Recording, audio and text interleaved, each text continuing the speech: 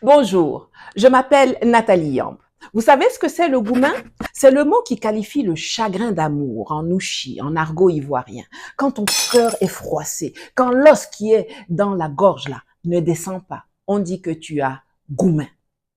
Eh bien, je vais vous présenter l'incarnation du goumin. Voilà Sébastien Lecornu, Seb pour les intimes. Il est le ministre français des armées. Il y a quelques jours, le bougre a encore mis nos noms dans sa bouche pour déblatérer son refrain habituel. Lisons ensemble ce qu'il a dit au journal français Le Figaro.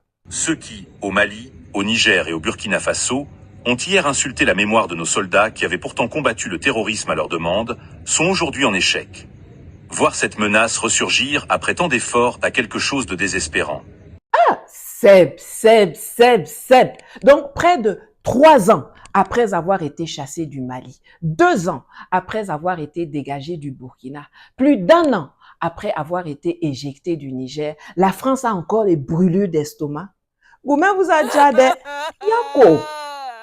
En septembre 2023, j'avais déjà réagi à un pareil commentaire de Sébastien Lecornu, mais je l'avais fait par écrit sur Twitter et dans un article publié sur mon blog. Oui, j'ai un blog. Alors aujourd'hui, je vais faire une version vidéo, comme c'est ça qui circule bien. Donc, à la fin de cette chronique, il faut bien partager le lien pour que ça inonde tous les réseaux. On y va!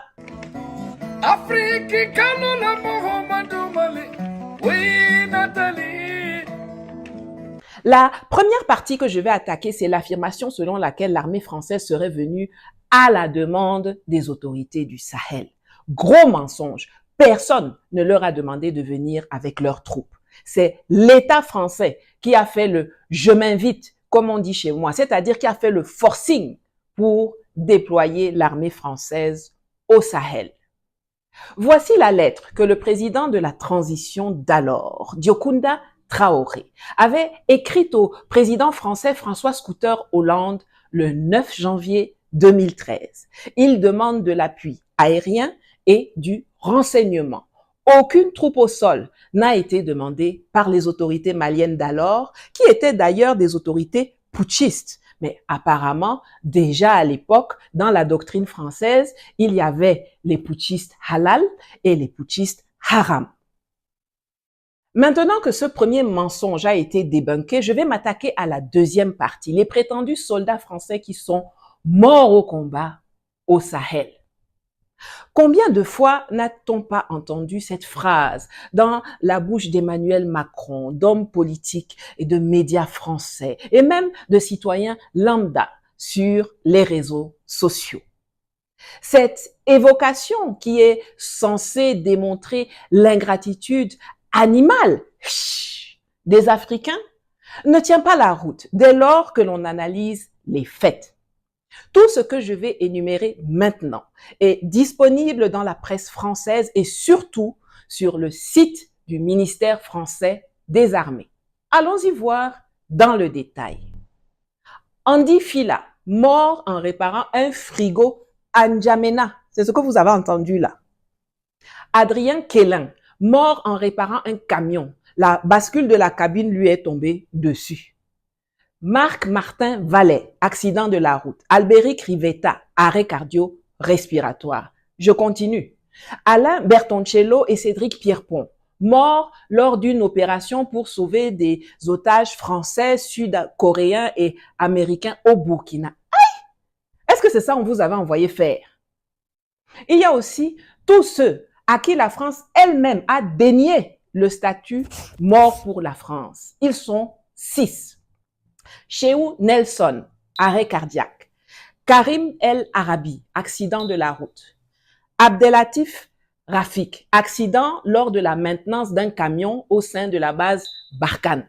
Vous avez bien entendu, hein, le type était là-bas en train de réparer un camion au sein du camp de l'armée française. Un pneu éclate, paf, on nous le colle, mort au combat. Morgan Henry, mort sous sa tente dans le campement français au Burkina Faso. C'est-à-dire qu'on se lève un matin, on trouve un Gugus mort dans son lit et tac, il devient mort au combat. La gendarmerie, là-bas chez eux, a ouvert une enquête depuis 2020, donc 5 ans, et ils n'ont jamais rendu public les résultats. Eux-mêmes savent pourquoi. Ensuite, il y a Nicolas Roche. Pour lui, on n'a jamais indiqué de quoi il est mort. Son nom a été effacé du mémorial des morts pendant les opérations extérieures françaises. Et enfin, il y a aussi Jean-Luc Ronis. Lui, là, je ne sais pas ce qu'il a fait, mais ce n'est que 3 mois après son décès que sa commune a été informée.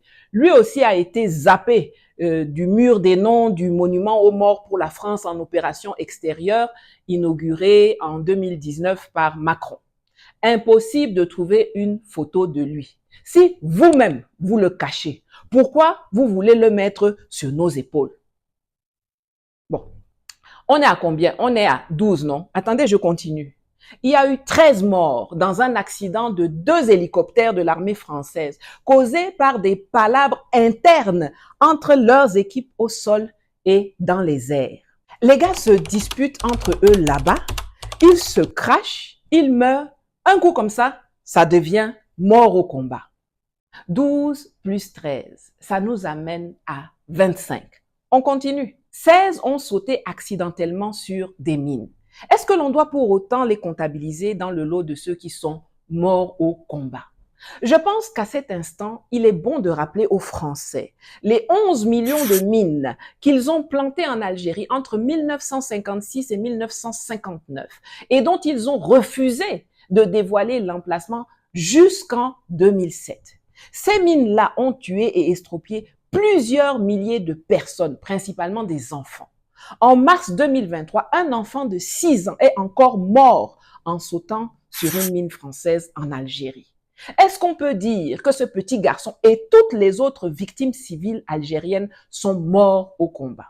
Si on ne le dit pas, alors on n'acceptera jamais de dire que les Français qui ont sauté sur les mines, que leurs supplétifs terroristes sont allés cacher au Sahel, sont morts au combat.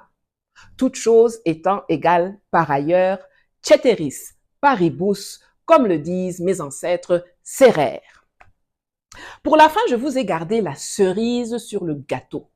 Thomas Guibault, Baptiste Truffaut, tous les deux tués par d'autres soldats français. Ils se trucident entre eux, ça devient notre problème. Si c'est pas la malchance, ça.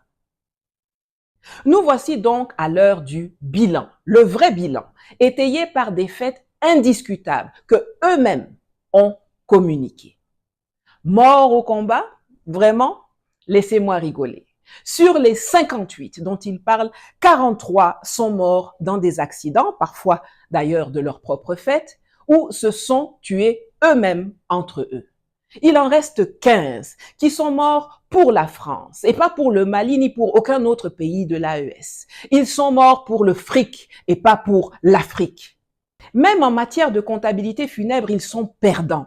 15, c'est moins que les 22 civils qui ont été tués par les soldats français alors qu'ils célébraient un mariage à Bounti, au Mali, en janvier 2021. Doit-on citer les centaines de milliers de soldats africains qui sont morts pour la France pendant la Première et la Deuxième Guerre mondiale? Ou ceux qui ont été assassinés par l'armée française à Tiaroy après avoir risqué leur vie au front pour une métropole qui n'avait que mépris et spoliation pour eux? La prochaine fois qu'ils vous bassinent avec leurs 58 soldats morts au combat au Sahel, n'hésitez pas à leur répondre en copiant le lien de cette vidéo. Pour finir, le Cornu nous a dit que voir la menace terroriste ressurgir a quelque chose de désespérant. Seb, ton boss Emmanuel Macron a trouvé lundi le temps d'appeler Ahmad al-Shahar, le putschiste qui a renversé Bachar al-Assad, pour le féliciter pour son accession au pouvoir en Syrie et l'inviter en visite officielle en France. Ahmad al-Shahar, précédemment connu sous le nom de Abu Mohamed al-Jolani, est le leader terroriste qui dirigeait Jabhat al-Nusra, qui deviendra plus tard HTS, groupe affilié à Al-Qaïda. Sa tête était encore mise à prix par le département d'État américain pour 10 millions de dollars depuis 2017 jusqu'au 20 décembre 2024, c'est-à-dire 2 semaines après sa prise de pouvoir. Et c'est lui dont vous allez lécher les bottes trempées de sang, désespérant même et étonné. Donc vraiment, jamais, plus jamais, vous allez dire à quelqu'un que vous combattez les terroristes. Vous êtes les terroristes. Vous êtes le terrorisme. Alors Seb, ferme ta gueule et dégage avec ton mythe bidon de bidasse française morte pour combattre le terrorisme au Sahel ou ailleurs dans le monde. Un boutman comme ça. Bon, je m'arrête là et vous savez ce que vous avez à faire. Abonnez-vous, commentez, partagez le lien de cette vidéo partout où vous verrez ces tocards raconter leurs bêtises. Et si vous le pouvez, contribuez à mes cagnottes dont les liens s'affichent quelque part à l'écran ou en appuyant sur le bouton merci en dessous de cette vidéo sur YouTube pour me permettre de continuer de produire du contenu éducatif comme celui-ci. À bientôt. Une petite citronnelle pour la route.